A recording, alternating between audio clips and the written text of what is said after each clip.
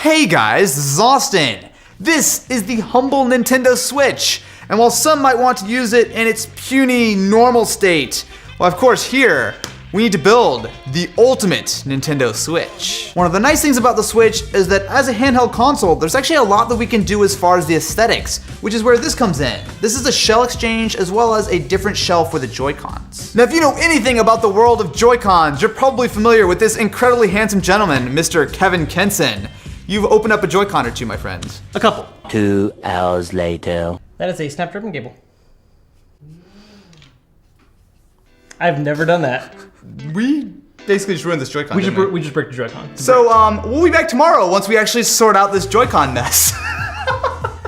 So, a day later, we have a magically completed Joy-Con swap. Never mind what happened in between. Well, don't worry about this part. That's not, that we didn't need a replacement or anything. I gotta say though, this actually looks really cool. If you guys wanna know how to do the Joy-Con swap for yourself, Kevin has actually done a full video showing you not only the different shells, but also how to do stuff like the D-pad swap. Yeah, so I actually did one specifically on these atomic purple ones that have the So D-pad, cool, dude. Just kind of seeing whether it works or not, which it actually works great. So yeah, check that out. Out of the box, something the Switch doesn't really have a lot of is internal storage. And especially with games like LA Noire, which require like 15, 20 gigs of storage to actually just install it, even if you have the cart, what you're gonna probably wanna pick up is a micro SD card. And thankfully, you can even get like 128 gig cards for like 40 bucks. Thankfully, this is pretty much the easiest thing you can do to a Switch. Just open up the kickstand, and we suddenly have 128 gigs of storage.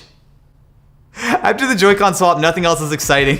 One of the things that makes the Switch interesting is the idea that it is a portable console that can be docked. However, one of the problems is that you actually can scratch the screen if you're not careful, as the inside of the dock is pretty much just hard plastic. That's where a good glass screen protector comes in. Okay, I think these notches are actually gonna make it a little easier for me. Let's see. One screen protector fully enabled. So this is starting to look cool, but we do not have the ultimate Nintendo Switch yet. Next, we have the wired LAN adapter to get this guy up on Ethernet. Wow, that's actually a pretty big adapter. So now that we're in here, oh, there we go. So we show that we're connected over Ethernet. Something else you can use is the power plate. The idea here is that not only is this a portable charger that you can drop your Joy-Cons on, but it will also charge your Switch. The Switch has okay battery life, but generally speaking, the Joy-Cons actually do last quite a while. However, it's nice to be able to have a little bit of a bigger battery if you really want to get some extra juice out of the Switch. This comes in a few different pieces. So there's the dock itself, which you will drop the battery on.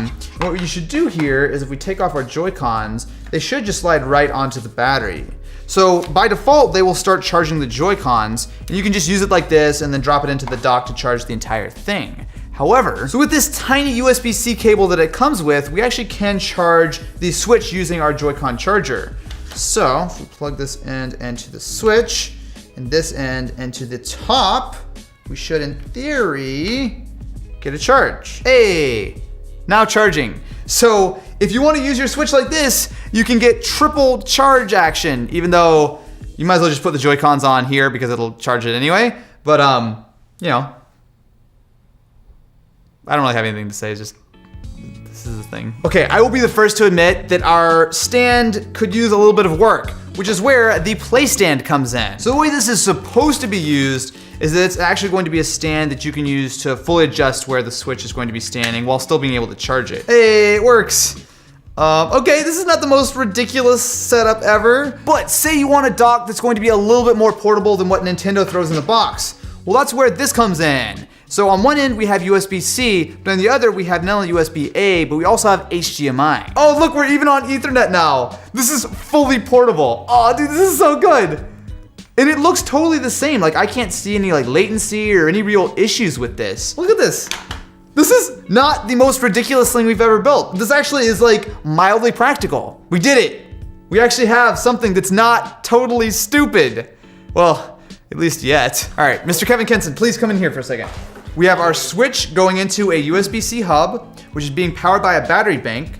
It's going HDMI out to the display, and we have a USB Ethernet adapter, all in glorious 1080p. This is super cool, and that I'm really proud of what we just accomplished, even though it doesn't make any sense. Well, it makes sense, it's just 1000% unnecessary, but it's awesome. Some say unnecessary, some say ultimate. Ultimately unnecessary. But say you want to build the ultimate, actually portable Nintendo Switch. Well, that is where this monstrosity comes in. This is a 10,000 milliamp hour battery case for the Switch. Wait a minute. This weighs just as much as the Switch. So I just need to plug this in and then pop the cable in on the bottom. And then, okay, so now we are charging with this giant battery bank. So what's cool here is that not only do you have an additional USB-A if you want to run another accessory, but it also has USB-C power in. So if you really want to get crazy, we can double up our batteries. Oh, there we go. So now we have a portable setup with double batteries. And the kicker is, see, get it, kicker? We actually have a decent kickstand because this has one built in and it kind of works, right? Right. You know, I think most sane people would see this and go, this is a horrible mistake, you should stop. But not us, because we double down. This is the clip grip. To be clear, this clip is meant for a smartphone. So not only do we have our smartphone here with all the chats and stuff up, but there's also a small battery built into the grip which is charging the Joy-Cons. However, there's no way this is gonna work. Oh, it does. Oh, wait, hang on. I've gotta just bend it a little bit. It's like literally maxed out on the lip. Oh, come on. We got it. It works. Don't worry about the tuck tape. I can play really gently. When you clicked on the Ultimate Nintendo Switch video, I hope this is what you had in mind. Also, we can't turn the volume down because we taped over the volume buttons. So we've learned a lot today. Most notably, some of the stuff is pretty good. This Type-C dock is actually awesome. But of course, if you guys want to check out any of this stuff, the links will be in the description. And let me know what you guys want to see next time on building the ultimate terrible idea. Anyway guys, thank you so much for watching and I will catch you in the next one.